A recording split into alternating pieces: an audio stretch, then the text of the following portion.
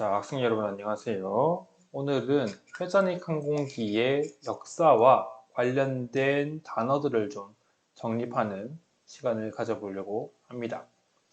바로 진행을 하겠습니다. 자, 일단 관련된 단어부터 좀 정리를 할 건데 우리가 다루고 있는 항공기가 멀티콥터형 드론이잖아요. 그래서 그 멀티콥터라고 하는 그 단어가 어디서 왔는지에 대한 내용을 좀 확인해 보겠습니다. 일단 멀티콥터라고 하는 단어는 이제 많은 사람들이 알고 있는 일상 용어가 됐죠. 전문적인 전문가나 아니면은 항공 관련된 그 종사자들만 아는 것이 아니라 이제는 거의 대부분의 사람들이 멀티콥터 또는 드론이라는 단어를 거의 알고 있는 상황입니다. 근데 거의 대부분의 사람들은 그 단어의 뜻이 정확히 무엇인지 모른 채 사용하거나 아니면은 혼용을 하거나 또는 오용을 하는 경우도 굉장히 많습니다. 근데 이제 우리는 무인기를 다루고 있는 학과고 우리 학과의 학생들은 이 정도의 단어 뜻은 적어도 알고 가야 되지 않나 라고 판단이 들어서 이제 단어의 어원을 좀 다뤄보려고 합니다. 근데 멀티콥터는 일단 항공기 개발의 역사랑 같이 만들어진 것이기 때문에 항공기 역사부터 좀 다뤄볼 필요가 있을 것 같아요. 일단 항공공학의 정립 이전의 역사를 한번 생각을 해보겠습니다. 여기서 말하는 항공공학이라는 것은 영어로 Aeronautical Engineering, 그러니까 항공기를 개발하기 위해서 필요한 모든 공학입니다. 특정한 어떤 공학이 아니라 모든 공학을 일컬어서 항공공학이라고 하고요. 그 다음에 이 항공공학은 단어가 비슷한 항공역학, 영어로는 Aerodynamics랑은 좀 다릅니다. 물론 둘 다 에어로라고 하는 단어가 붙어 있긴 하지만 개념 자체는 항공역학은 공기의 흐름이 어떻게 되어서 결론적으로 항공기가 얼마만큼 힘을 가지고 뜨는지에 대한 학문이고, 항공공학은 좀 더 광범위하게 항공역학을 포함을 해서 어떻게 잘 비행을 하고 어떻게 잘 제어를 하고 어떻게 구조적으로 안정하고 이런 모든 항공기가 비행하기 위한 모든 공학을 다 포괄하고 있습니다. 근데 사실 이 항공공학이라고 하는 이 학문 자체가 발달하기 시작했던 게 고작 해봐야 1800년도, 1900년도, 그러니까 19세기, 20세기 정도인 건데, 그 전에도, 항공공학이 발전하기 전에도 인류 비행의 역사는 존재했습니다. 예를 들어서 열기구 같은 거요. 열기구 같은 경우는 지금 왼쪽에 보이는 것처럼 1783년도에 몽골피해 형제라고 하는 유명한 형제가 열기구 시험을 했는데 이게 1700년도, 그러니까 사진 카메라가 없어서 그냥 그림으로만 남아있는 1783년도 18세기 경에도 열기구는 존재를 했고요. 이때는 항공공학이 정립되지 않았던 시기였습니다. 근데 이때는 우리가 얘기하는 그 항공공학이 없이 비행을 했는데 어떻게 한 거냐면 기체 부양력, 그러니까 공기가 뜨거워지면은 그냥 차가운 공기보다는 훨씬 가벼워서 위로 올라가려고 하는 성질이 있잖아요. 그래서 그 성질을 가지고 부양력을 이용해서 비행을 한 거기 때문에 비행 메커니즘이라든지 아니면은 항공공학적인 어떤 공학적인 내용들이 들어갔다고 보기에는 어려웠습니다. 그리고 그때의 어떤 항공기들은 lighter than air aircraft라고 해서 공기보다 가벼운 항공기다라고 칭하기도 합니다. 이런 항공기들은 한 1900년도, 그러니까 20세기 초반에도 쓰였었는데, 오른쪽 그림 같은 경우에는 뉴욕 맨해튼 상공을 비행하고 있는 USS 로스앤젤레스라고 하는 비행선이고요. 비행기가 아니고 비행선이고요.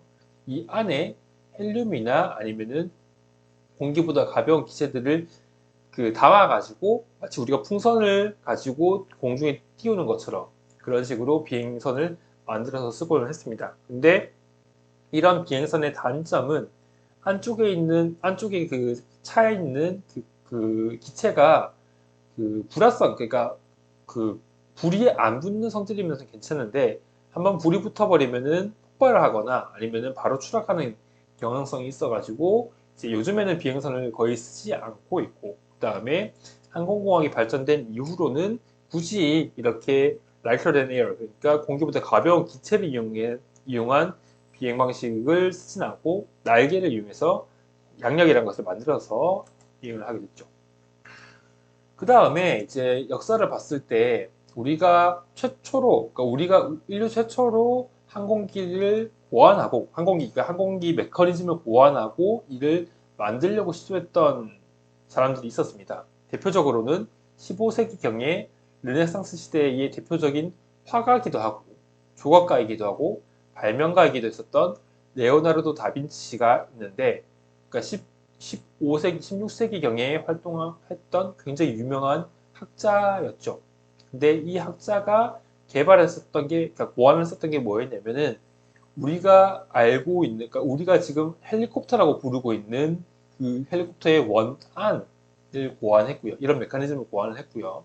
그 다음에 오르니스톱터라고 해서 날갯짓 비행체를 고안했습니다. 자세한 내용은 뒤에서 좀 더 설명하겠지만 실제로 메커니즘을 구현하지는 못했을지언정 그것에 대한 개념이나 아이디어를 정립한 사람이 레오나르도 다빈치입니다. 굉장히 유명하죠. 화가기도 하고 조각가기도 해서 이쪽으로도 조예가 깊은 사람이었는데 발명까지 했었던 굉장히 천재적인 사람이었습니다. 그래서 그때 우리가 지금 알고 있는 그 헬리콥터의 어떤 개념이 좀 만들어지기 시작했고요. 이 헬리콥터라고 하는 단어, 그리고 오르니소프트라고 하는 단어, 그리고 걔네들이 어떤 것을 뜻하는지를 한번 보겠습니다. 첫 번째로 헬리콥터인데요. 헬리콥터는 프랑스어에서 왔습니다. 프랑스에서 정확한 그 발음은 모르겠지만 헬리콥터라고 하는 단어의 프랑스에서 어원을 가지고 왔고 이게 영어로 바뀌어서 우리가 알고 있는 헬리콥터로 표현이 됐습니다. 그래서 프랑스어의 헬리콥터에 해당하는 단어는 두 개의 단어를 합친 건데 헬릭스 앞에 있는 요거 헬릭스라고 하는 단어랑 프테론이라고 하는 단어를 붙여서 헬리콥터, 약간 붙여서 헬리콥터라는 단어로 만들게 됐습니다. 이 중에서 헬릭스라고 하는 단어는 나선형, 그러니까 우리가 용수철 또는 어떤 스프링 같은 것들을 보면은 이렇게 늘렸을 때 나선형 형태의 어떤 모양을 그리잖아요. 그래서 그런 나선형의 형태를 우리는 헬릭스라고 얘기를 하고요. 그 다음에 프테론이라고 하는 거는 날개를 뜻하는 아마 그리스어였던 것 같아요. 그래서 날개라고 하는 단어를 이제 붙여가지고 나선형 날개를 일컬어가지고 그 헬리콥터라고 부르게 됐습니다. 그래서 보면은 그림을 보면은 지금 요렇게 약간 어떻게 되죠? 요렇게 요렇게 약간 헬리컬의 모양을 가진 날개를 보고 있는데, 그래서 다빈치는 이런 나선형 날개를 이용해서 비행을 할 수 있을 것이다 라고 생각을 한 거죠. 그리고 이게 우리가 지금 다루고 있는 회전익기 할 때 그 회전익, 영어로는 로터리 윙, 그죠? 회전하는 날개, 그죠? 요것의 원안이 됐다고 생각하면 되겠습니다. 그 다음에 한 개 영상을 볼 건데, 요즘 우리가 이제 다루고 있는 헬리콥터가 만들어내는 나선형 공기 흐름이 어떻게 만들어지는지를 잠깐 보겠습니다. 보면은 헬리콥터 날개가 돌고 있고요. 이쪽으로 보면은 흰색으로 이제 그 공기가 움직이는 것을 볼 수가 있는데, 보면 알겠지만 헬리콥터의 이렇게 나선형의 모양을 가지고 흰색 선이 그려진 것을 볼 수가 있죠. 그렇죠? 이렇게 볼 수가 있죠. 그래서 실제로 이 헬리콥터의 위에 프로펠러 또는 뒤에서 설명하겠지만 로터라는 것이 돌면서 아래쪽으로 공기의 흐름을 만들어낼 때 약간 이런 헬리컬 쉐입의 모양을 만들어내게 됩니다. 자, 그 다음에 오르니소프터라고 하는 것. 두 번째로 이제 레오나르도 다빈치가 고안했던 방식인데 이것도 또 마찬가지로 프랑스에서 왔습니다. 프랑스에서 나온 오르니소프터인데 이게 영어로 바뀌어서 오르니소프터라고 바뀌었죠. 이거는 오타입니다. 이건 오타고요. 오르니소프터. 영문 표현으로 바뀌게 됐다는 뜻이에요. 그래서 이것도 단어를 쪼개서 보면은 오르니스라고 하는 단어랑 프테론이라고 하는 단어의 합성어로 되어 있습니다. 여기서 오르니스라고 하는 거는 아마 그리스 언어일 텐데, 그리스 표현일 텐데, 새를 뜻하고요. 프테론은 앞에서 설명했던 것처럼 날개. 그래서 새형 날개, 새의 날개, 요런 새의 날개를 모방한 것을 얘기합니다.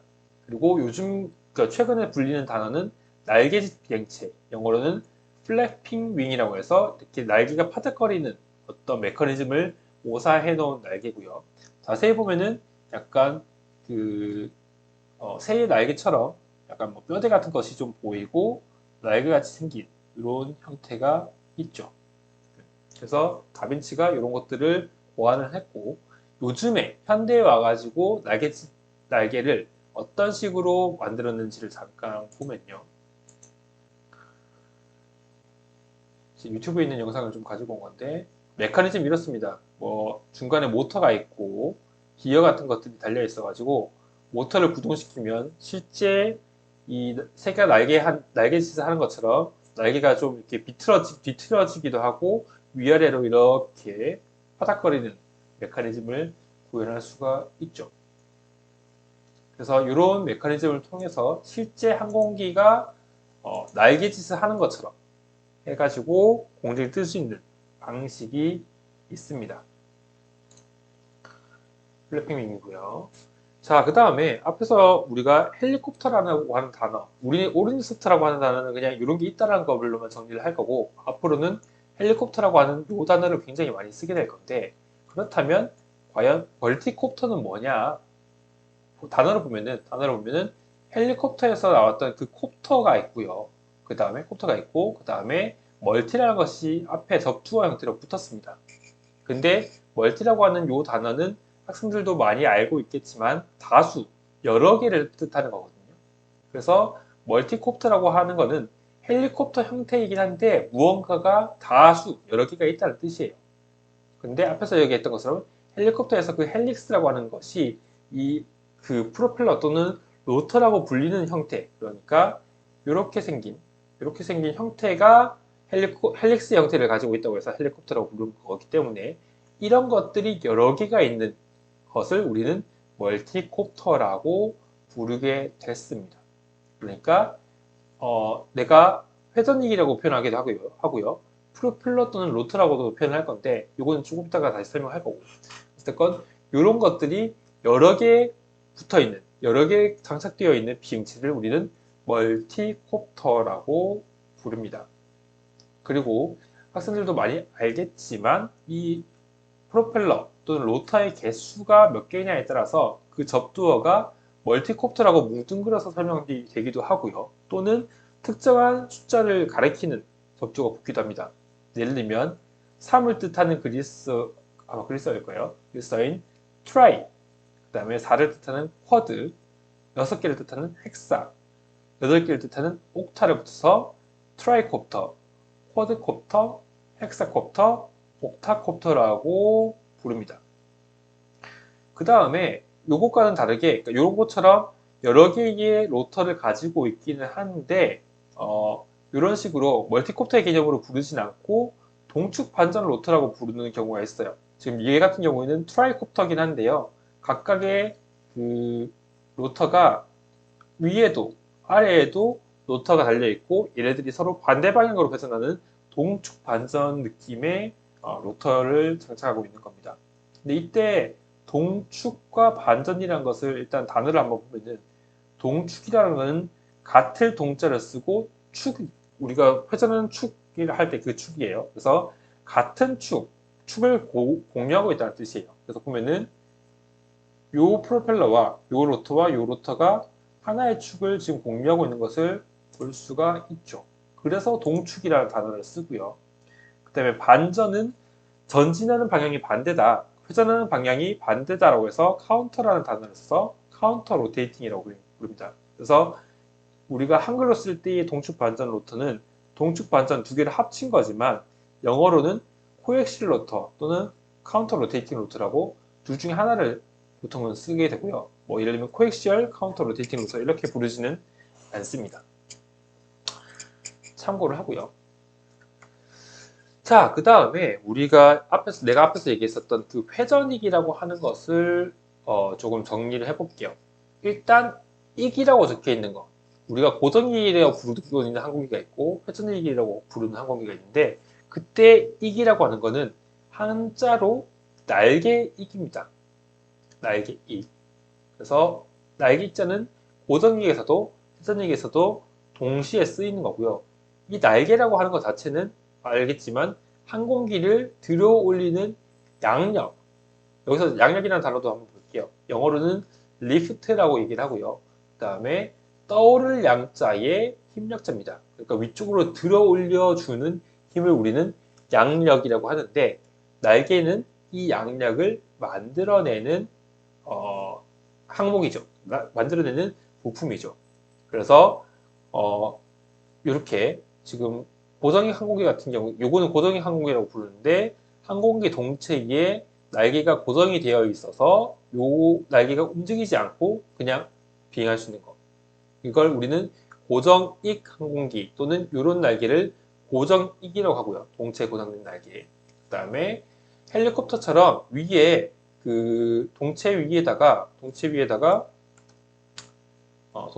이렇게 날개가 붙어 있는데, 얘가 가만히 있는 것이 아니라 빙글빙글 돌아가는, 빙글빙글 회전하는 그런 날개를 우리는 회전익이라고 하고요. 이런 항공기를 회전익 항공기라고 부릅니다. 또는 고정익기, 회전익기라고도 부르죠.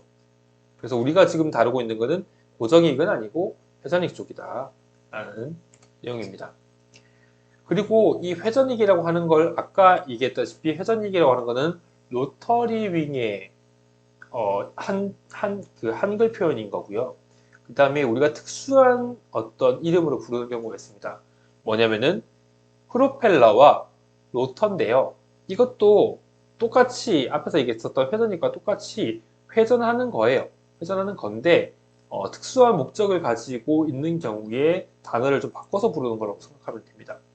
일단 프로펠러라고 하는 거는, 이것도 단어의 내용을 보면은 프로펠이라고 하는 나아가게 하다, 전진을 시키다, 뭐 앞으로 전진시키게 하다라는 느낌의 프로펠이라는 단어랑, 그다음에 그 행위의 주체인 ER이 붙어서 이렇게 프로펠러라는 단어가 만들어지게 됐습니다.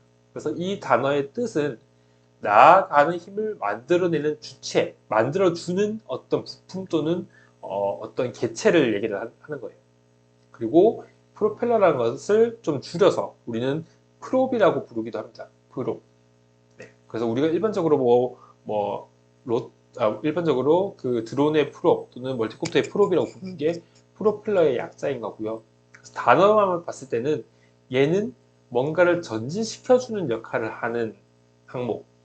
그 다음에 로터라는 것을 보면 얘는 로테이트, 회전하다라는 것과 행위 주체를 뜻하는 ER이 붙어가지고, 정확히 ER이 OR로 바뀌어가지고 로터라는 그러니까 로터라는 합성어가 된 건데, 이거는 뭐냐면 회전하는 주체를 뜻하는 거예요.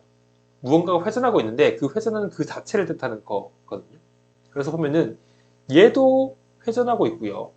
우리가 그 고정의 항공기 앞에 추진력을 만들어주기 위해서 붙여놓은 그 프로펠러, 이것도 회전을 하고 있고요. 그 다음에 헬리콥터 위에서 돌고 있는 이것도 회전을 하고 있습니다. 그죠? 그래서 이 프로펠러라고 부르는 것, 앞으로 전진시켜주는 이 프로펠러라는 것도 사실은 로터의 일종이긴 하죠. 로터의 범주에 포함이 되어 있긴 합니다. 근데 명확하게 이건 프로펠러다, 이건 로터라고 구분짓기보다는 그냥 전반적으로 봤을 때 로터라고 부르지만, 그 중에서 항공기를 전진시키게 하는 것. 얘는 오른쪽에 있는 이 헬리콥터에 있는 이 로터는 이 항공기를 띄우기 위해서 쓰는 개념이 보통이고요. 물론 띄우기 위해서만은 아닙니다. 얘를 기울여 가지고 앞으로 전진시킬 때도 쓰긴 하지만, 어쨌든 주목적은 항공기를 띄우는데, 공중에 띄워 올리는데 쓰이는 거고, 이거 같은 경우는 항공기를 앞으로 전진시킬 때 쓰는 거란 말이죠. 그래서 얘는 프로펠러라고 부르는 것이 더 합당하고요. 얘는 로터라고 부르는 것이 더 합당합니다. 물론 프로펠러도 로터의 범주에 들긴 하겠지만 그렇게 좀 이해를 해주면 좋을 것 같고요. 그래서 굳이 그 구분 짓자면 프로펠러 같은 경우에는 항공기의 전진 방향과 이 프로펠러의 회전축이 평행한 것, 평행해서 항공기의 전진하는 방향으로 힘을 만들어 주는 것을 우리는 보통 프로펠러라고 얘기를 하고요. 그 다음에 로터라고 하는 것은 이 전진하는 방향의 수직한 방향으로 축을 가지고 있어서 이 항공기를 띄워 올리는 양력을 발생시키는 어떤 역할을 할 때 우리는 로터라고 합니다. 그래서 앞에서 얘기했었던 이 로터리윙이라는 것도 로터와 일맥상통한 단어가 되죠. 그렇게 좀 구분하면 될 것 같습니다. 근데 사실 멀티콥터, 그러니까 우리가 드론 쪽을 다루다 보면 사실 프롭이라고 하는 단어랑 로터라고 하는 단어를 굉장히 혼용해서 사용을 하고요. 나 같은 경우에도 이 두 개를 헷갈려서 쓰거나 굳이 구분해서 쓰지 않는 이상 똑같은 의미로 쓰기는 합니다. 그래서 추후에 내가 프로펠러 또는 로터를 혼용해서 쓰더라도 이런 느낌으로 이해해주면 좋겠어요. 이렇게 쓴 경우에는 내가 굳이 프로펠러라는 단어로 표현을 할 거고, 이렇게 우리 드론이나 헬리콥터에서 쓰는 이런 로터리 윙 같은 경우에는 로터라고 대부분은 부를게요. 자, 그 다음에 멀티콥터랑 헬리콥터를 좀 구분을 지어 볼게요. 일단 기본적으로 헬리콥터랑 멀티콥터는 구분이 되죠. 형태 자체로도. 왜냐면 멀티콥터는 로터가 여러 개 있는 형상이고, 헬리콥터는 로터가 한 개만 있는 현상을 기준으로 표현을 하거든요.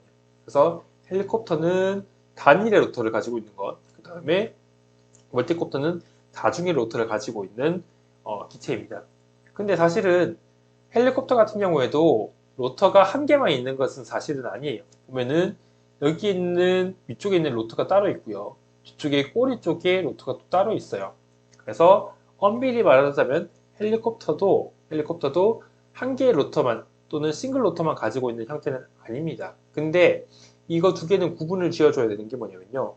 앞에 있는 요거를 우리는 메인 로터 또는 주 로터라고 부르는데, 이것은 양력을 만들고 일부분의 힘을 이용해서 앞으로 전진시키는 역할을 하는 로터고요. 뒤에 있는 꼬리 로터 같은 경우는 영어로 테일 로터라고 부르는데, 얘는 동체의 반작용 토크, 영어로는 리액션 토크 또는 리액티브 토크라고 얘기하는데, 이것을 상쇄시켜주는 역할을 하는 것이지 항공기의 양력을 만들어내는 역할은 아니거든요. 그래서 로터이긴 하지만 양력을 만들어내지는 않기 때문에, 아까 얘기했다시피 로터라는 것은 양력을 만들어내주는 역할을 하는 것을 우리는 로터라고 얘기를 하는 거거든요. 그래서 양력을 만들어주지는 않기 때문에 사실상 이 헬리콥터는 단일 로터를 가지고 있다고 봐도 무방하고요. 로터라는 단어를 가지고 있긴 하지만 양력을 만들진 않아요. 그리고 이 두 가지를 굳이 구분 지어주기 위해서 주로터, 메인 로터, 그 다음에 꼬리 로터, 테일 로터로 구분 지어서 설명을 합니다.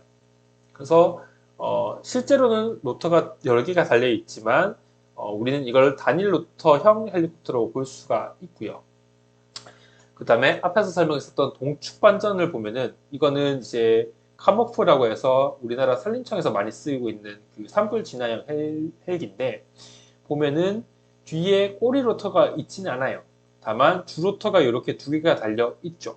근데 이거는 멀티콥터라고 왜 안 부르냐면 하나의 축을 공유하고 있잖아요. 그리고 이거 두 개는 서로 반대 방향으로 돌아가면서 서로의 어떤 토크를 상쇄시키고 있는 거거든요. 물론 토크를 상쇄시키는 역할만 하는 것은 아니고 추진력을 더 만들어 주기는 하지만, 이건 어쨌건 하나의 축을 가지고 공유하고 있는 형태이기 때문에 이걸 다중 로터 또는 멀티콥터라고 부르지는 않습니다. 굳이 부르려고 치면 멀티콥터라고 할 수는 있겠지만 우리가 일반적으로 알고 있는 멀티콥터의 개념은 아니에요. 마찬가지로 만약에 우리가 알고 있는 이런 드론 같은 경우에도 여러 개가 이렇게 여러 개의 축이, 그러니까 축을 여러 개 갖고 있는 게 아니고 그냥 한 축에 로터가 달려있는 경우에는, 동축 발전 로터가 달려있는 경우에는 멀티콥터라고 부르지 않고 이거는 그냥 소형 헬리콥터 정도로 부르는 것이 좀 더 타당합니다. 그래서 여러 개의 다중의 로터를 가지고 있지만 이건 멀티콥터라고 부르지는 않는다라는 거 알고 있으면 좋겠습니다. 자, 그리고 앞에서 항공공학 발전 이전의 역사에 대해서 얘기를 했었고요. 이제 항공공학이 발전하면서 항공기가 어떻게 개발이 되어 왔는지를 좀 다뤄보겠습니다. 첫 번째로 우리가 항공공학이 발전이 되면서 우리가 만들었던 항공기들, 그 이후의 항공기들은 우리가 heavier than air aircraft, 그러니까 공기보다 무거운 항공기라고 부릅니다.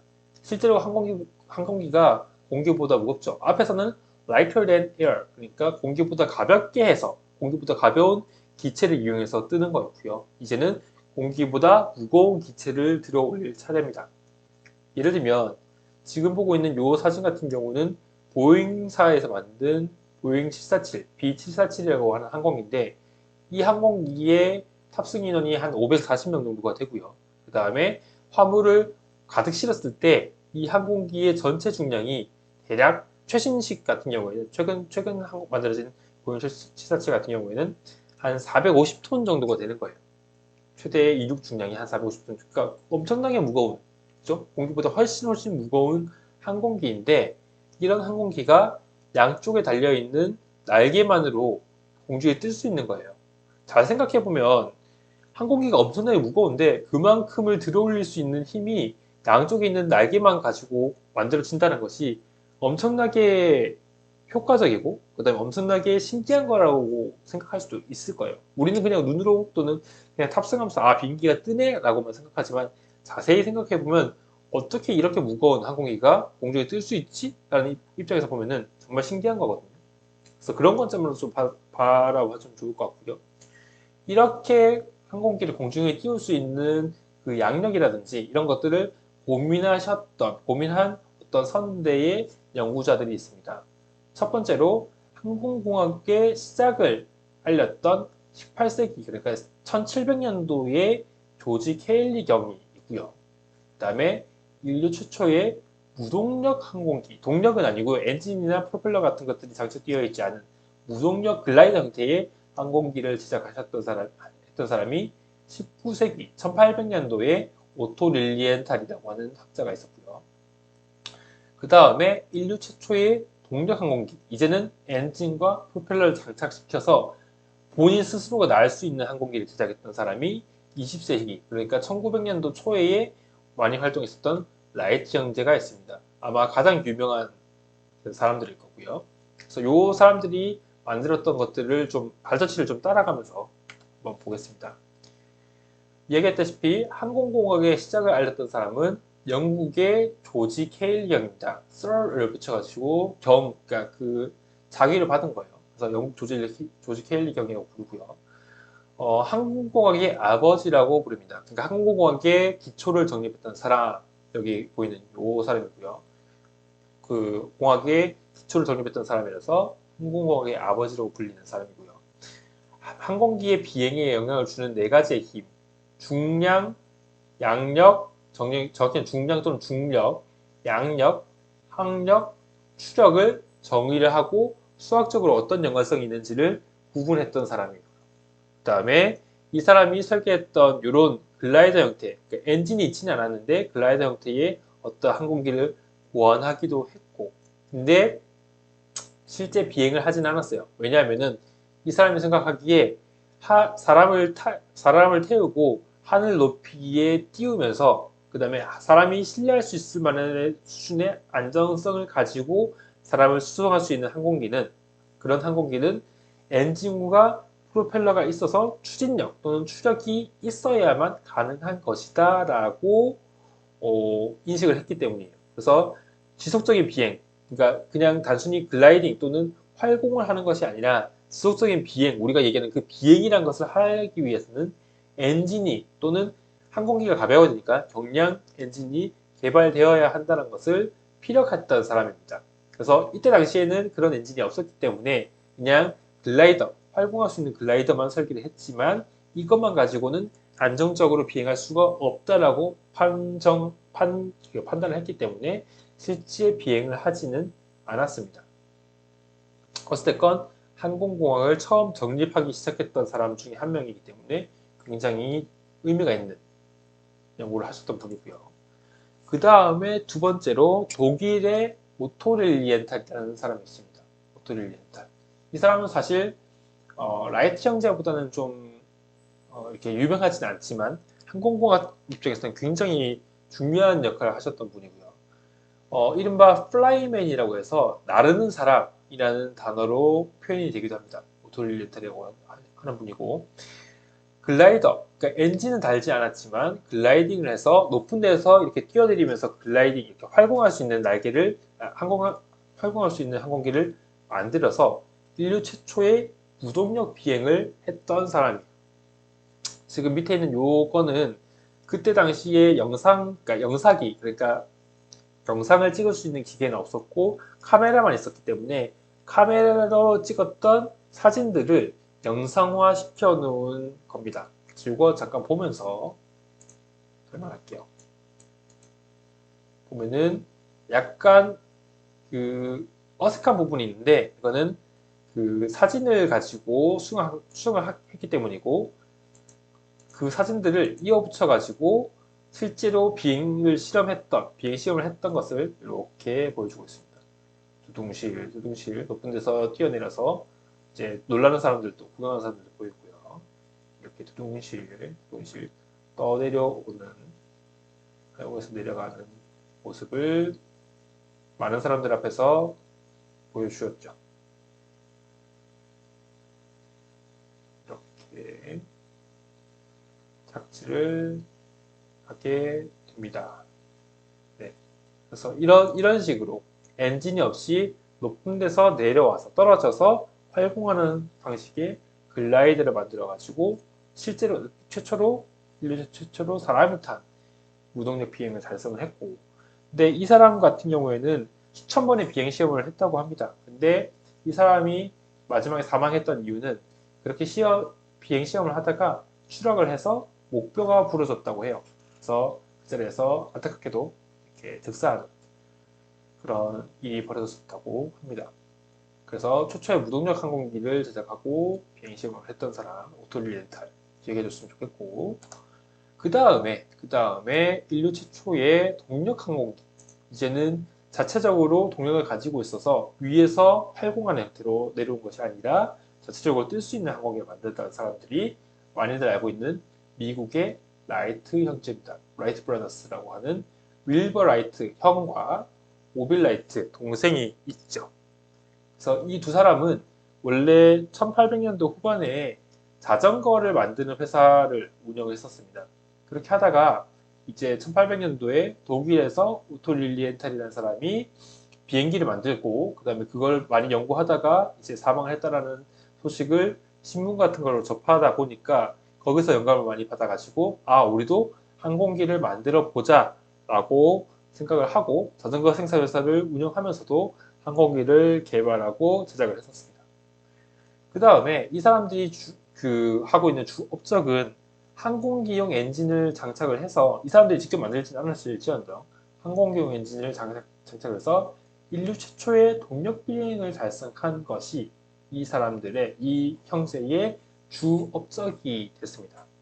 그래서 왼쪽에서 보는 그림 같은 경우에는 그 키티호크라고 하는 해변에서 이 동력 비행기를 비행했었던 첫 번째 그 라이트 플라이어 1이라고 하는 항공기를 비행했을 때의 사진인 건데, 이때는 기껏 해봐야 몇 초밖에 못 날았다고 해요. 기껏 해야 뭐 10몇 초 요 정도밖에 못 날았는데, 이것을 계속 계량을 해서, 이게 1903년도에 첫 비행을 했었거든요. 그래서 그때부터 계속 계량을 해서 몇 년 지난 뒤에는 몇 시간 동안 안정적인 비행이 가능한 수준까지 올렸다고 합니다.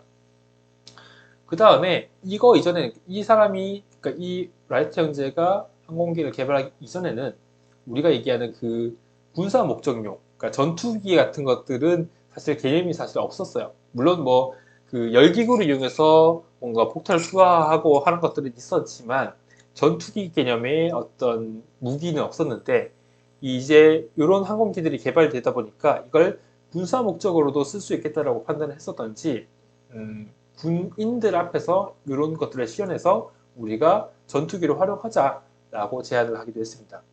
오른쪽 그림 같은 경우에는 1909년도에 이제 이때부터 한 6년 정도 지나서 더 개발이 된 항공기를 가지고 군사용 항공기 비행을 시행했던 장면인데 앞에 프로펠러가 보이고요. 보급기 형태의 날개가 보이고 얘가 이제 뜰 겁니다. 이렇게 뜨고 있고요. 이렇게 항공기가 뜨게 되는. 네. 그래서 동력 비행을 하고 있는 모습을 볼 수 있는 장면이고, 네. 굉장히 기념비적인 장면이라고 생각하면 되겠습니다. 되게 잘 뜨고 있죠. 물론 고도는 좀 낮지만.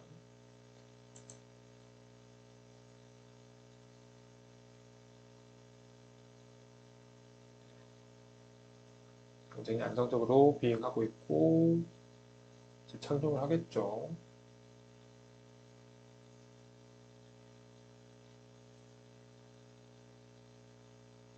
착륙 안 하네.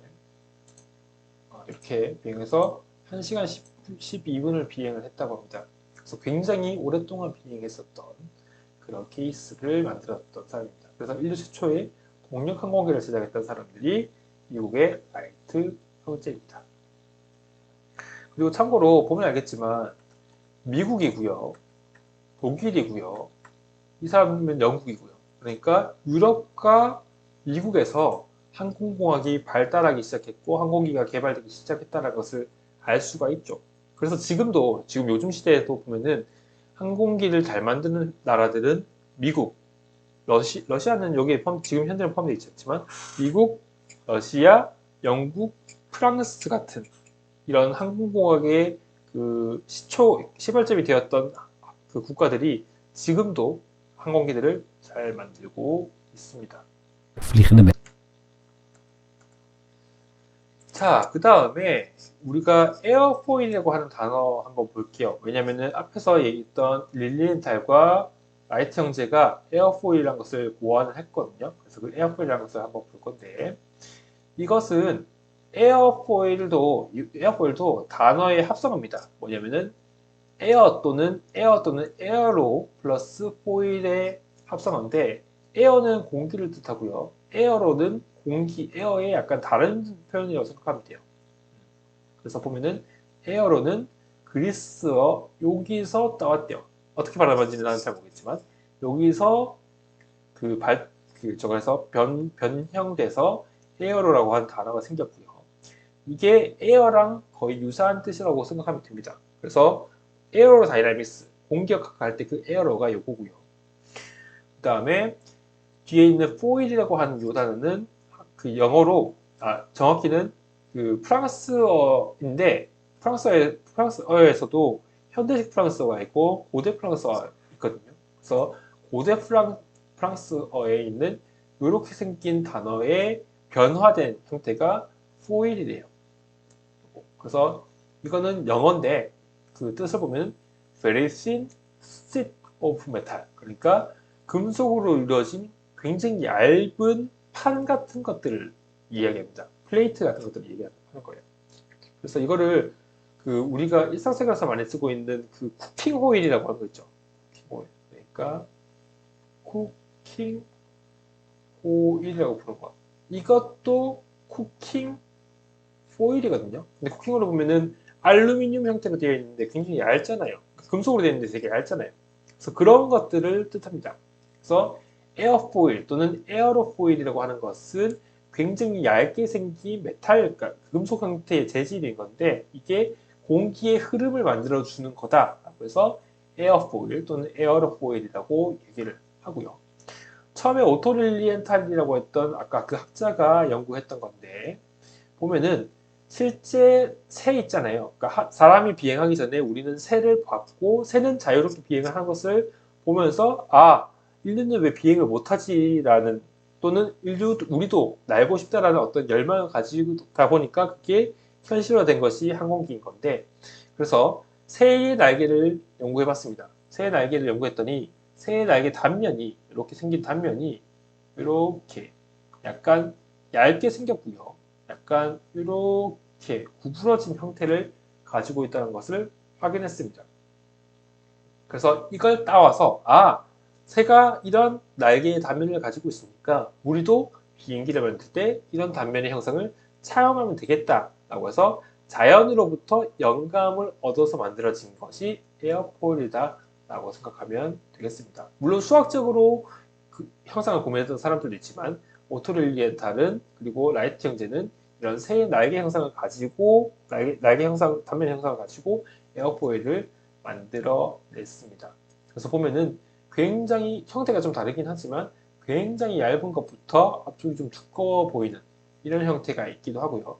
비슷한 느낌으로 라이트 형제도 본인들만의 에어포일을 고안했습니다. 그리고 이런 것들이 더 많이 발전해가지고 우리가 요즘 우리가 많이 들어왔었던 낙하 에어포일 같은 것들 이렇게 위아래가 대칭 형태를 가지고 있는 낙하 에어포일 같은 것들이 만들어지게 된 거예요. 이해가죠? 자, 그 다음에 이 에어포일 관련해서 약간 그 스토리를 설명을 하자면 아까 얘기했다시피 오토릴리엔탈과 라이트 형제는 각각 본인들의 에어포일을 만들었습니다. 그리고 그 에어포일은 날개의 단면, 그러니까 날개를 중간으로 잘랐을 때 나온 형상을 에어포일이라고 얘기하는 거고 이 형상을 가지고 쭉 3차원으로 형상을 만들면 날개가 되죠. 그래서 이런 날개가 어느 정도의 양력과 어느 정도의 항력을 만들어내는지를 풍동 또는 윈드 터널이라고 하는 이런 장비를 이용해서 실험을 했는데, 그러니까 내가 항공기 날개 형상을 만들었는데 이 날개 형상이 실제로 어느 정도의 양력과 항력을 만들어낼지를 예측 또는 판단하기 위해서 풍동이라는 것을 만들었습니다. 영어로는 윈드 터널이라고 얘기하고요. 하나의 터널을 만들어 놓고 이 안에다가 바람을 불어 놓고요. 여기다가 날개를 세워놔서 원래라고 하면은 날개가 공중에 있는 공기를 가르면서 앞으로 전진을 하는 거지만 그게 아니라 날개를 고정시키고 날개 쪽으로 바람을 불어 넣은 거죠. 똑같은 효과를 만들어주기 위해서 비행하는 효과를 만들어주기 위해서 이렇게 해가지고 이제 양력과 항력을 측정하는 그런 연구를 수행을 했습니다. 근데 라이트 형제 같은 경우에는 초창기에는 오토릴리엔탈이 측정해 놓은 풍동 실험 결과를 가지고 연구를 했다고 해요. 그래서 그걸 기반으로 항공기 날개를 만들고 양력과 항력 같은 것들을 예측을 했는데 실제 비행을 해보니까 잘 뜨지도 않고 그다음에 예측했던 결과랑 실제 실험했던 결과랑 차이가 엄청나게 많이 차이가 있다는 것을 발견한 거예요.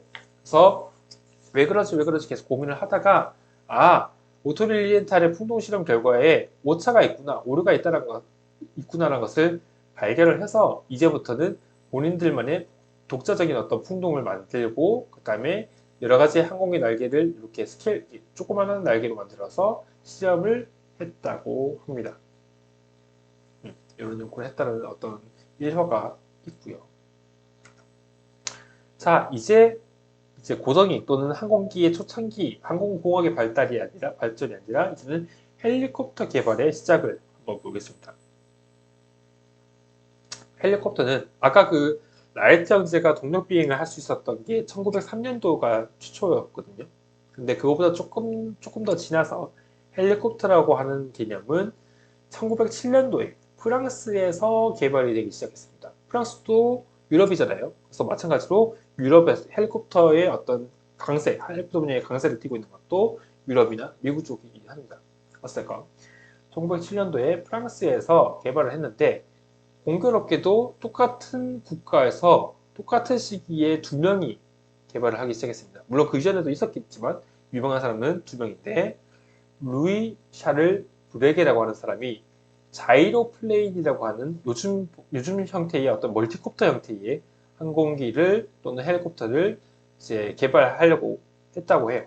그래서 쿼드콥터 형태의, 그죠? 쿼드콥터고 약간 동축 완전 비슷하게 위아래로 날개가 달려있는 형태의 항공기를 만들었고, 그 다음에 폴 콘이라고 하는 프랑스인은 오른쪽에서 보는 것처럼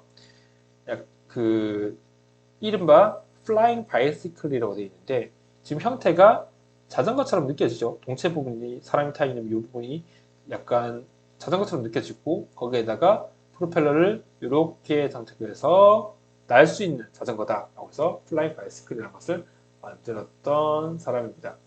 근데 보면 알겠지만 우리 앞에서 얘기했었던 그 단일 로터, 그러니까 주 로터를 가지고 있는 일반 헬리콥터 형태가 아니라 요즘 형태 같이 멀티콥터의 느낌으로 만들었었습니다.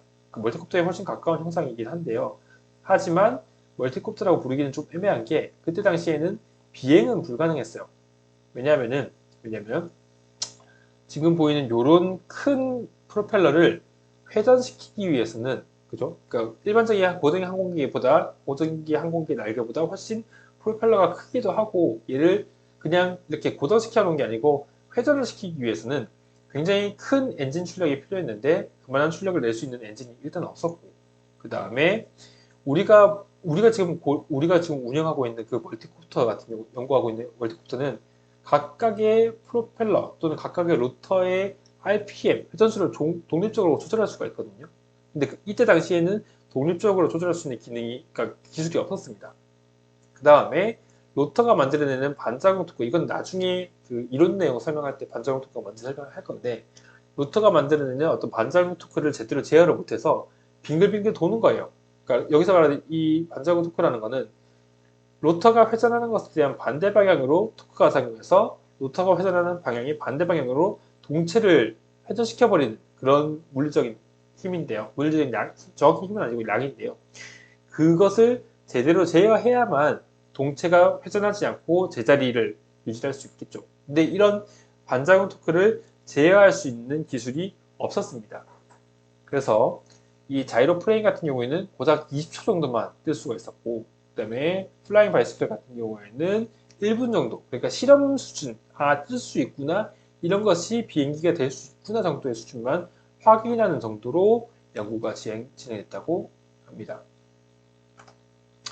그 다음에 인류 최초로 안정적인 비행이 가능한 유인 회전익 항공기를 볼게요. 정확히 말하면 헬리콥터는 아니고요. 정확히 말하면 헬리콥터는 아니고 회전익을 가지고 있는 항공기로 보는 것이 좀 더 정확한데, 프랑스의, 이것도 마찬가지예요. 에스티엔 에드몽 에미션이라고 하는 사람이 에미션 2호기라는 것을 만들었다고 합니다. 멀티콥터처럼 생겼죠. 근데 이건 정확히 말하면 회전익 항공기라고 보는 게 조금 더 타당할 것 같고요. 1922년도에 개발해서 24년도까지 개량을 해가지고 이때는 1km 정도 순회할 수 있는, 그러니까 이렇게 그 선회 비행을 할 수 있는 정도의 성능을 가졌다고 합니다. 가졌다고 하고요. 그 다음에 오른쪽에 있는 요 그림 같은 경우에는 독일의 포커라고 하는 회사에서 만든 FW611이라고 하는 항공기인데, 이거는 실제로 비행도 할 수 있고 활용성이 높은 항공기였다고 합니다. 근데 이거 같은 경우에는 보면 이쪽에 멀티콥터처럼 양쪽에 두 개의 로트가 있고요. 그 다음에 앞쪽에 추진력을 위한 프로펠러가 따로 장착되어 있는 겁니다. 그러니까 로터랑 프로펠러를 혼합해서 프로펠러는 추진력, 로터는 양력을 만들어내도록 고안해 놓은 이제 항공입니다. 근데 얘네들을 왜 굳이 회전익기 또는 헬리콥터라고 부르지 않고 왜 회전익 항공기라고 부르냐면, 그러니까 얘 같은 경우는 이 기체의 어떤 전진이라든지 이런 것들을 하기 위해서 이 로터를 틸팅하거나 아니면 어떤 최근에 어떤 헬리콥터가 가지고 있는 어떤 메커니즘 같은 것들이 녹아 있는 건 아니에요. 그냥 뜰 수 있고 천천히 비행할 수 있는 정도의 수준만 안정했던 거기 때문에 헬리콥터라고 부르기는 조금 이질감이 좀 있고, 오른쪽 같은 경우는 그 헬리콥터 개념이 아니라 애초에 그냥 날개를 대체하기 위해서 회전익을 붙여놓은 것일 뿐이지 헬리콥터처럼 로터만 가지고 비행할 수 있는 그 항공기는 아니기 때문에 굳이 헬리콥터라고 부르지 않고 회전익이라고 불렀습니다. 물론 뭐 보는 사람에 따라서 시각에 따라서 이걸 헬리콥터라고 부를 수도 있겠지만 나는 이걸 그냥 회전익 항공기 또는 회전익기라고만 부르겠습니다. 그 다음에 이제 현대식, 이제 이른바 헬리콥터라고 부를 수 있는 항공기가 개발이 되었는데 1939년도에 미국에서 이고르 시콜스키라고 하는 사람이 만든 VS-300이라고 하는 항공기입니다. 여기 보이는 것처럼 아마 이고르 시콜스키가 직접 비행을 했던 것 같은데요. VS-300이라는 것을 우리는 보통 최초의 헬리콥터라고 부릅니다. 왜냐면은 아까 레오나르도 다빈치의 헬리콥터 스케치 있죠. 제일 처음에 봤었던 그거. 그걸 보면은 단일 로터를 가지고 있거든요. 아, 이렇게 설명하면 되겠네요. 얘 같은 경우에는 단일 로터가 아니죠. 여러 개의 로터를 달고 있는 멀티콥터 형태잖아요. 그래서 이거를 헬리콥터라고 부르진 않았고, 얘도 마찬가지로 여러 개, 여러 개의 로터가 달려있기 때문에 헬리콥터라고 부르진 않았는데, 얘 같은 경우에는 주로터가 딱 한 개 있는, 마치 다빈치가 고안했었던 그 헬리콥터 쉐입의 날개 한 개만 갖고 있는 형태이기 때문에 이제서야 아 이거는 우리가 이제까지 개발되지는 않았었고 이때까지 불러왔었던 헬리콥터라는 단어를 붙일 수 있는 최초의 기체구나라고 이제 공학자들이 판단을 했던 겁니다. 그래서 이걸 현대식 헬리콥터의 어떤 최초의 헬리콥터로 인정을 받고 있고요. 참고로 이고르 시kor스키라는 사람은 그 러시아 사람인데 미국으로 이민을 한 다음에 거기서 기체를 만들고 회사를 설립했습니다. 그 설립한 회사가 시콜스키 항공, 시콜스키 에어크래프트라고 하는 세계에서 가장 유명한 헬리콥터 개발 회사를 설립을 했는데 현재는 로키드 마틴, 많이들 알고 있는 로키드 마틴 회사 있잖아요. 거기에 인수가 되어서 로키드 마틴에서 헬리콥터를 개발하고 있습니다. 그래서 제일 최초로 만든 항공기는 그 헬리콥터는 VS-300이고 이게 계속 거듭해서 발전을 하면서 지금 거의 한 90년도? 한 88, 90년 정도 계속 개발을 하다 보니까 이런 것들이 발전해서 최근에 어떤 헬리콥터는 이런 느낌으로 만들어졌습니다. 동축 반전의 그 로터를 가지고 있고 뒤에 추진을 위한 프로펠러를 가지고 있는. 물론 이것도 약간 헬리콥터라고 느낌이 하기는 조금 애매한 게 프로펠러가 달려있기 때문에 이건 뒤에서 조금 더 보여주겠지만 이런 느낌의 어떤 최신식의 헬리콥터를 개발하고 있는 회사가 시콜스키 항공, 옛날엔 시콜스키 항공, 지금은 로키드 마틴으로 인수된 항공 회사였습니다. 그래서 헬리콥터의 시초를 이렇게 알리게 됐고요. 그 다음에 안정적으로 비행이 가능한 헬리콥터 말고 멀티콥터도 만들어졌는데 1956년도에 컨버타 윙스라고 하는 회사에서 만든 모델 A라고 하는 기체였습니다. 이거는 두 개의 엔진을 장착하고 있고 엔진의 파워를 독립적으로 조절이 가능했습니다. 아까 앞에서 얘기했던 그 멀티콥터형 형태는 아까 얘기했다시피 회전수를 독립적으로 조절할 수가 없었어요. 그리고 엔진 출력이 부족해서 제대로 뜨지 못했단 말이죠. 근데 이제는 엔진을 두 개를 장착해서 RPM을 독립적으로 조절이 가능하고 파워도 충분히 올라갔기 때문에 이제는 안정적으로 비행이 가능하게 됐습니다. 그 다음에 로터의 추격만으로 항공기 기체의 회전성을, 그러니까 아까 얘기했다시피 그 리액티드 토크, 반작용 토크가 발생했을 때 기체의 안정성을 잡아줄 수 있는 그런 제어 기법이 들어간 첫 번째 멀티콥터라고 생각하면 됩니다. 그리고 이러한 그 제어 기법, 동력 조절, 그러니까 로터의 RPM을 바꿔가지고 비행 제어 또는 자세를 제어했던 그 기법은 현대의 드론 제어 기법에도 이제 쓰이게 되는 거고요. 관련된 영상을 잠깐 보면요. 그래서 그때부터 쿼드 로터라고 4개의 로터를 장착하고 있는 항공기라는 단어를 썼습니다.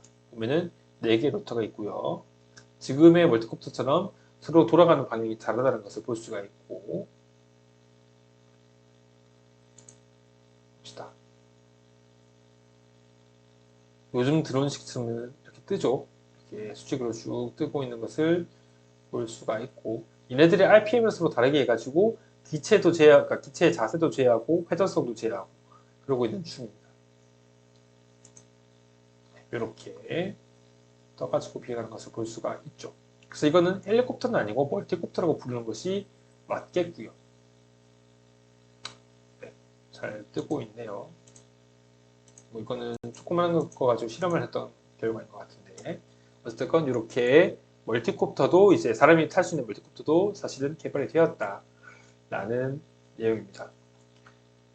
자, 그래서 이제 헬리콥터 봤고요. 그 다음에 헬리콥터에서 좀 더 진화된 멀티콥터라는 것도 봤습니다. 그리고 이제 우리가 알고 있는 드론 같은 멀티콥터에 대한 이제 역사를 조금 살펴볼 텐데요. 제일 초창기, 초장기는 아니고 초창기인데, 초창기의 어떤 멀티콥터는요, 지금처럼 뭐 상용품이라든지 아니면 뭐 토이 같은 개념, 장난감 형태의 멀티콥터는 없었습니다. 그때는 대학교 연구실 단위의 어떤 개발 목적으로만 만들어진 멀티콥터들이 있었는데, 그 중에 하나가 2000년도에 미국 스탠포드 대학교에서 만든 연구 목적의 메시콥터라는 것이 있었습니다. 그러니까 지금부터 한 20년도 전에 굉장히 그러니까 굉장히 작은 멀티콥터를 하나를 만들었는데, 이때 이 메시콥터에서 이 메시라고 하는 것은 메소스케일이라고 하는 그러니까 메소스케일이라고 하는 단어의 앞쪽만 딴 거예요. 이걸 메소를 메시로 바꿔가지고 헬리콥터에 있는 콥터랑 붙여가지고 메시콥터라는 단어를 만들어서 썼는데, 이 메소라고 하는 것 또는 메소스케일이라고 하는 것이 굉장히 작다라는 거거든요. 미소하다, 굉장히 작다라는 뜻의 어떤 단어이기 때문에 메시콥터라고 해서 작은 멀티콥터를 만들어냈습니다. 그래서 멀티콥터형 무인기의 대중화 시대 전에 연구실 단위에서 그냥 선도적으로 이런 거 한번 만들어 보자 라고 해서 진행했던 연구의 결과라고 생각하면 되고요. 다만 이때 당시에는 우리가 요즘 얘기하는 플라이트 컨트롤러, 그러니까 픽스호크 같은 FC의 어떤 그 기능을 하고 있는 부품들이 없었기 때문에 다중 로터의 제어를 하기는 어려웠습니다. 물론 앞에서 얘기했던 이런 것들은 엔진의 출력을 이용해서 제어를 하긴 했지만, 이런 모터, 우리가 요즘 말하고 있는 전기 추진 방식의 어떤 멀티콥터의 그 모터를 제어하기에는 어려웠다는 거죠. 그래서 현대의 어떤 그 드론이라고 부르기는 조금 어렵고, 그냥 그것이 초과됐다는 정도의 의의만 가지고 있었습니다. 그 다음에 이때 당시에는 강력한 모터가 없었습니다. 앞에서 얘기했다시피 사람이 타는 멀티콥터도 강력한 엔진의 출력이 있었기 때문에 비행할 수 있었던 것처럼, 이 멀티콥터, 요런 메시콥터 같은 경우에도 비행이 가능하긴 했지만 요즘 현대식의 멀티콥터라고 부를 수는 없는 게, 이때 당시의 모터의 출력이 되게 높지 않았고 효율이 좋지 않았습니다. 그래서 현대의 출력 좋은 브러쉬리스라는 모터, 이것도 나중에 수업 시간에 다룰 거예요. 그래서 브러쉬리스 모터가 개발되지 않았던 시대, 그래서 브러쉬 모터라는 것을 사용해서 효율도 떨어지고 출력도 낮은 모터를 썼었습니다. 그때는. 그리고 높은 출력을 내는 리튬 폴리머의 배터리가 없었습니다. 그때는 2000년대 초중반에는. 그래서 그때는 출력이 낮고 에너지 저장 효율이 낮은 리튬 이온이라든지 아니면 니켈 카드뮴 또는 니켈 메탈 배터리를 많이 사용했고, 이것은 아예 비행이 불가능할 정도로 출력이 낮거나 아니면 비행 시간의 그러니까 비행 시간이 되게 길게 가져갈 수 있는 어떤 그런 성능 확보가 불가능한 상태였습니다. 그래서 이때 당시에는 2000년대 초중반까지는 우리가 지금 일컫는 멀티콥터형 무인기 또는 드론 같은 것들이 개발되기는 좀 어려웠다라고 이해하면 되겠습니다. 그러다가 이제야 우리가 지금 현대에서 알고 있는 멀티콥터형 무인기 또는 드론이 확산 또는 시장이 확대되기 시작했는데, 그 시발점이 됐던 게 우리가 알고 있는 픽스호크 그리고 PX4라고 하는 것이었습니다. 이 두 개는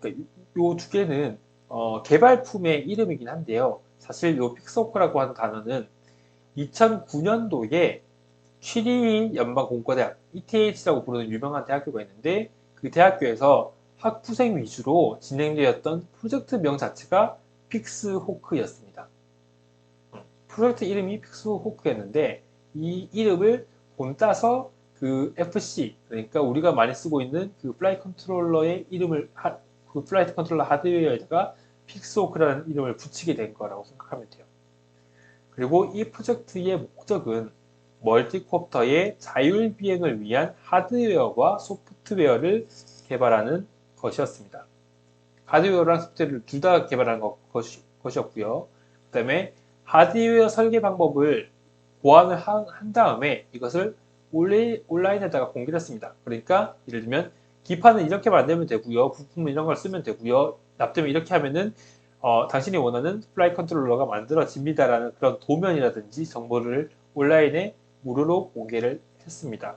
그런 것을 우리는 오픈 하드웨어, 그렇죠? 하드웨어의 어떤 개발 기법 같은 것들을 이제 공유해 놓은 것을 오픈 하드웨어라고 하는데, 픽스호크는 그렇게 만들어졌습니다. 그래서 자료를 공개를 하다 보니까 여러 회사들이 만들어지면서 이제 상용 FC 같은 것들이 만들어지기 시작했는데, 예를 들면 뭐 프로피시엔시, 3D 로보틱스, 라디오 링크 같은 회사들에서 그 오픈되어 있는 데이터를 기반으로 이제 FC를 만들어서 상용으로 팔기 시작했죠. 그리고 그때 당시에 개발했었던 소프트웨어도 온라인으로 공개를 했는데, 그것이 오픈소스 개념의 PX4입니다. 이 오픈소스라고 하는 것은 소프트웨어의 그 코드들을 공개적으로 올려놔서 누구나가 그 코드를 쓸 수 있는 것을 우리는 오픈소스라고 얘기하는데, 그 개발품이 PX4입니다. 그리고 이 픽스호크랑 PX4 간의 어떤 데이터를 전송할 수 있는 프로토콜, 그러니까 전송할 수 있는 방법을 만들어 놨던 게 매브링크라고 하는 건데, 이것도 이제 개념상으로는 그 프로토콜의 이름을 매브링크라고 얘기를 하지만, 현대 와서는 그 소프트웨어를 세팅해주는 그 프로그램 이름을 매브링크로 붙여가지고 쓰기도 합니다. 참고를 하고요. 그래서 우리가 이렇다 할 상용품에 해당하는 픽스호크가 개발되기 이전에는 이런 식으로 되게 초창기 버전의 어떤 FC들이 만들어지다가 이제 한 2013년도쯤 해가지고 픽스호크라고 하는 상용 제품이 만들어지기 시작했고요. 여러 회사들에서 본인들만의 다양한 어떤 픽스호크 제품들을 만들다 보니까 이름도 조금씩 다르고 그 버전도 좀 다르고 기능도 조금씩 달라졌습니다. 그래서 픽스30이라고 하는 어떤 제일 초창기의 버전이 있고, 보통 이걸 픽스호크 1이라고 부르기도 합니다. 그리고 픽스호크 2라고 부르기도 하는 헥스 큐브라고 하는 것, 이렇게 위에 큐브 형태의 어떤 그 모듈이 달려있는 픽스호크도 있었고, 그 다음에 픽스호크 3라고 되어 있는 드로텍이라고 하는 회사에서 만든 픽스호크 3 프로라는 것도 있었고요. 그 다음에 요즘 되게 많이 쓰고 있는 픽스호크 4, 정확히는 2.4.8이라고 부르는 버전의 홀리브로사의 그 픽스호크가 있습니다. 그래서 그러니까 데이터가 오픈되어 있다 보니까 이걸 가지고 와서 상용 제품을 만들었던 회사들이 여러 가지가 있고, 그러다 보니까 똑같은 픽스호크라는 어떤 명목으로 만들어진 하드웨어지만 여러 가지 형태, 여러 가지 버전들이 있게 된 거라고 생각하면 되겠습니다. 그래서 이렇게 저렴한 FC, 그 다음에 무료로 사용할 수 있는 기술들, 제어 기술이 발달하다 보니까, 만들어지다 보니까 이제 진짜 우리가 요즘 알고 있는 멀티콥터들을 만들 수 있게 된 거고요. 제어할 수 있게 된 거고.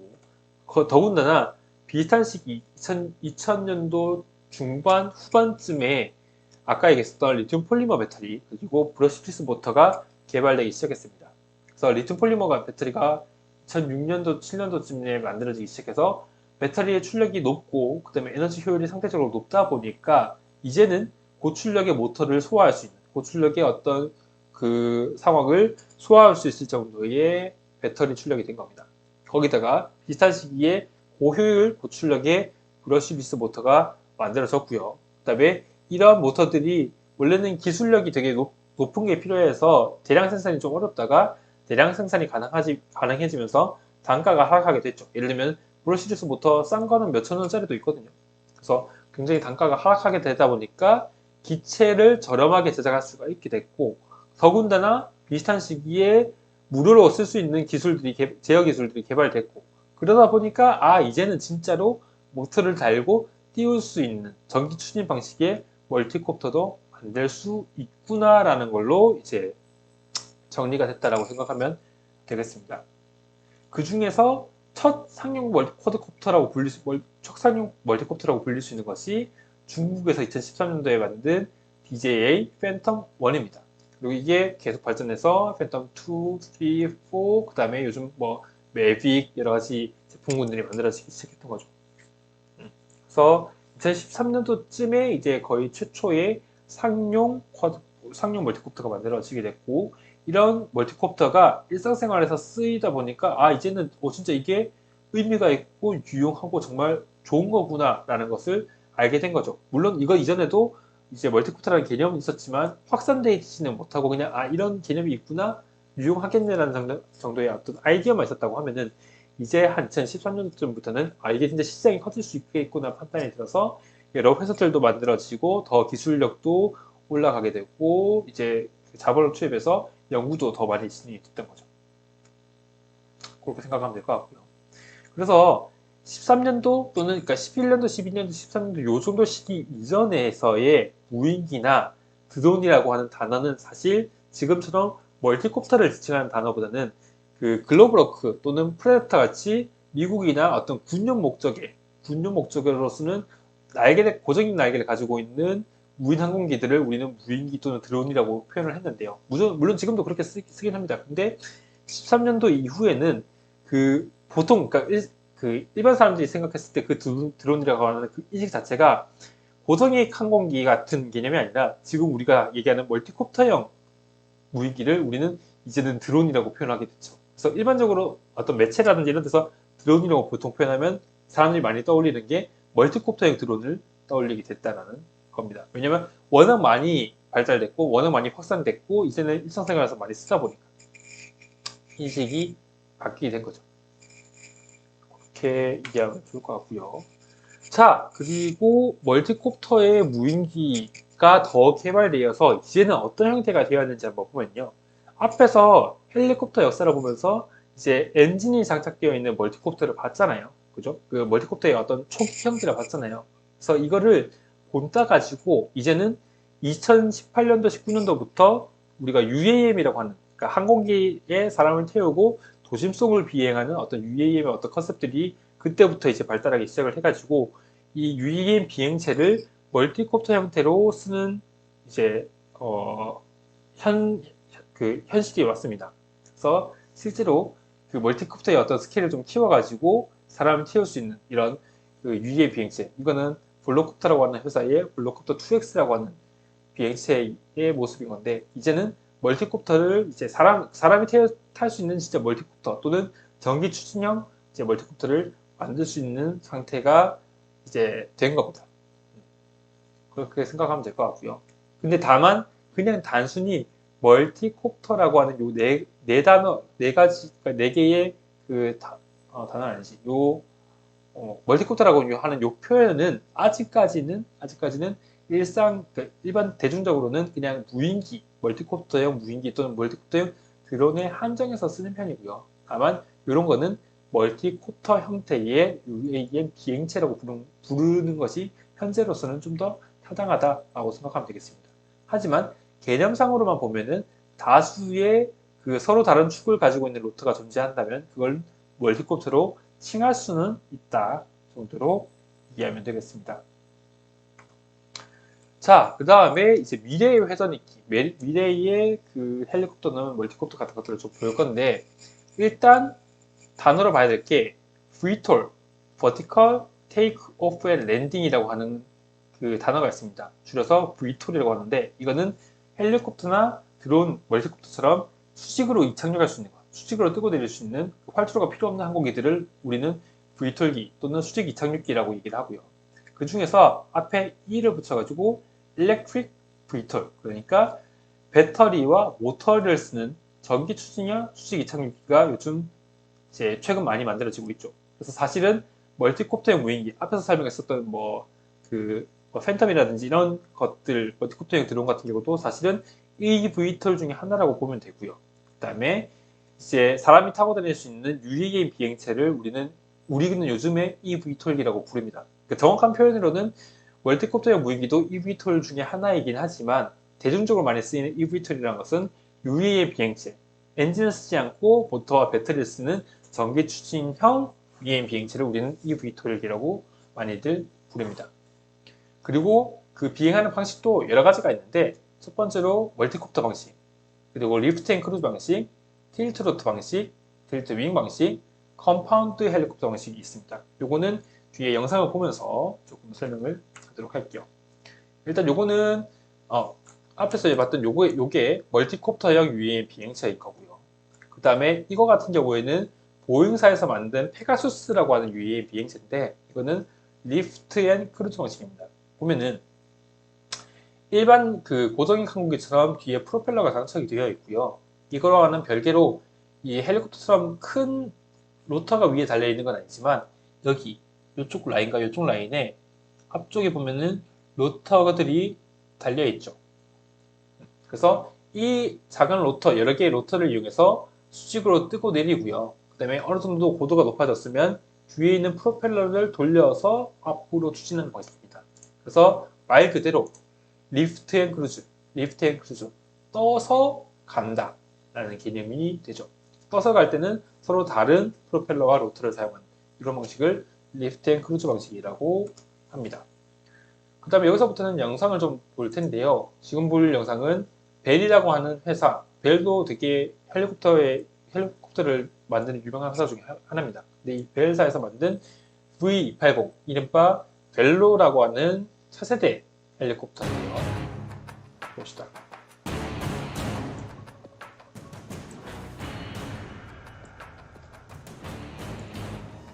현재 또 개발 중에 거의 개발이 완료됐고 이제 비행 시험하고 있는 그런 항공인데요. 보면요. 지금은 지금은 그 일반적인 고도형 항공기와 비슷하게 날개가 달려 있고요. 그 다음에 그 앞에 프로펠러가 이렇게 여기 프로펠러가 양쪽에 달려 있어서 커다란 프로펠러를 돌리면서 일반적인 고도형 형태의 비행을 하고 있는 걸 볼 수 있는데,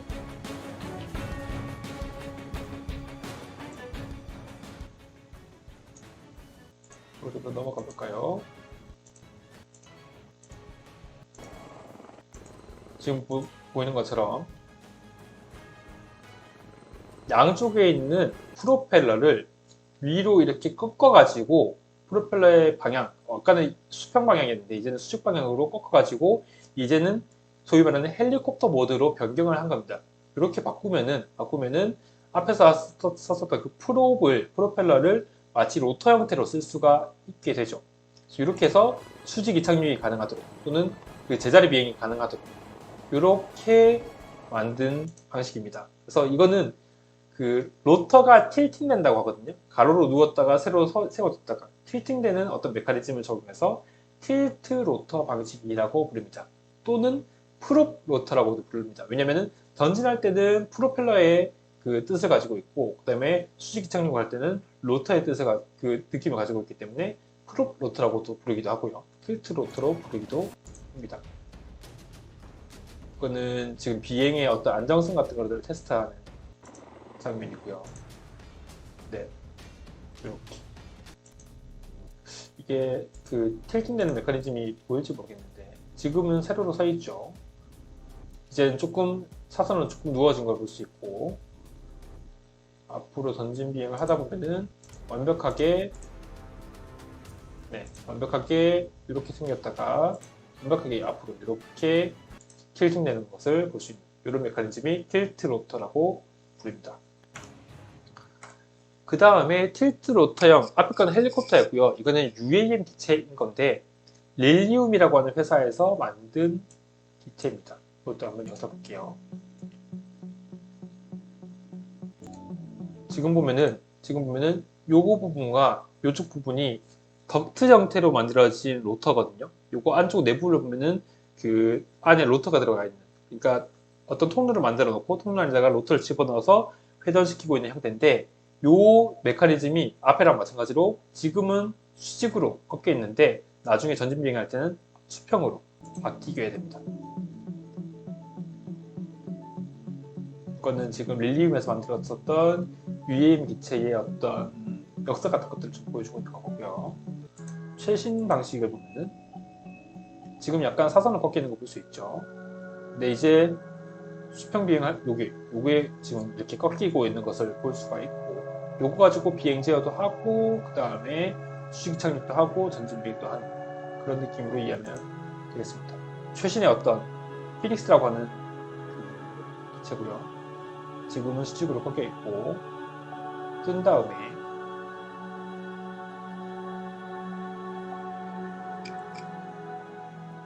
이제 앞으로 전진 비행하면서 얘네들을 앞쪽으로 꺾어 줄 겁니다.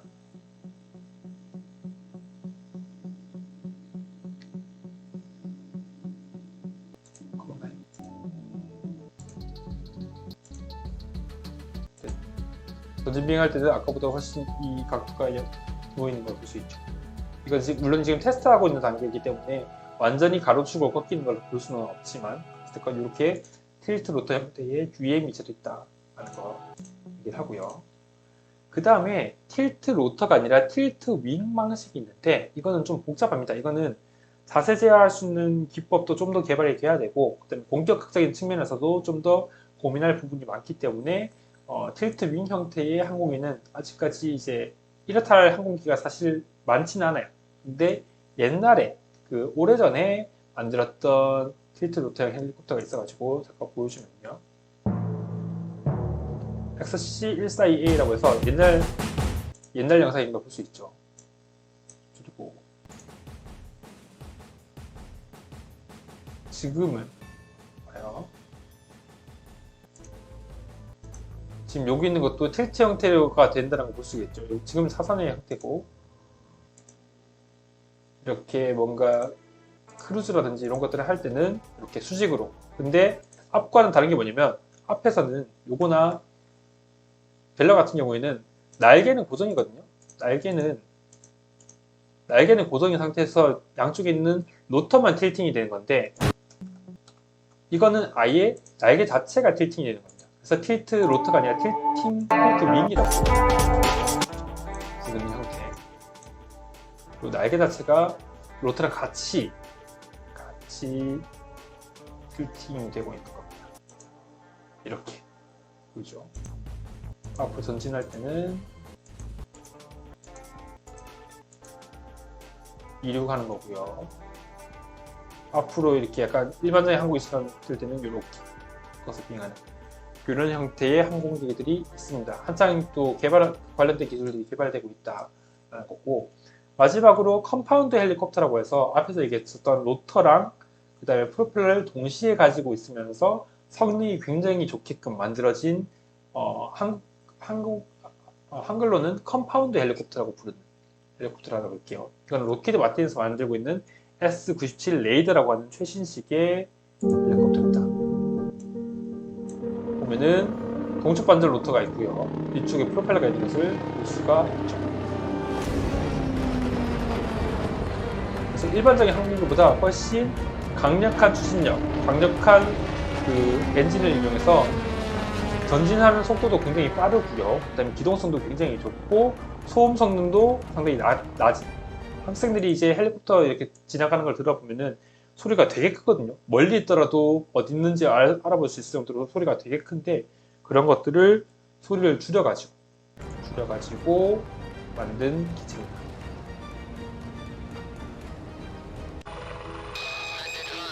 이게 마지막 편이니까 한번 쭉 봅시다.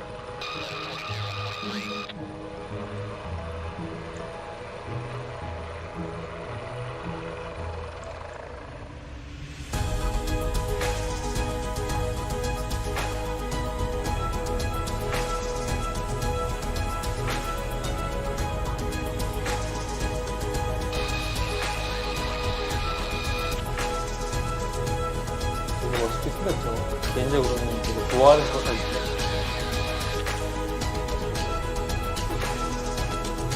일반적인 고정형 항공기처럼 그 랜딩 기어도 접어서 넣을 수 있고요. 이것도 아까 얘기했었던 그 벨러랑 마찬가지로 현재 개발 중입니다.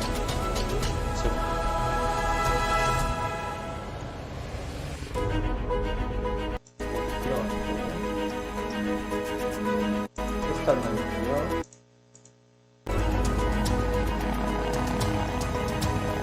들어보면 알겠지만 소리가 그렇게 크진 않습니다. 요즘 항공기처럼 엄청 크지 않고.